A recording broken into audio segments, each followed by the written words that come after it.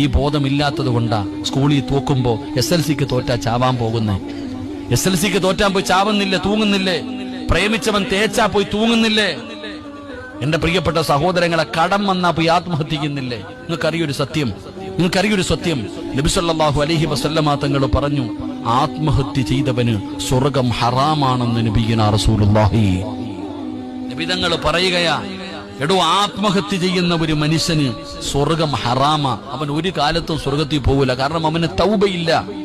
നബി സല്ലല്ലാഹു അലൈഹി വസല്ലമ തങ്ങളുടെ കാലഘട്ടത്തിൽ വാള് പോലെ ഉള്ള ഒരു ആയുധം കൊണ്ട് ഒരു ചെറുപ്പക്കാരൻ ആത്മഹത്യ ചെയ്തു.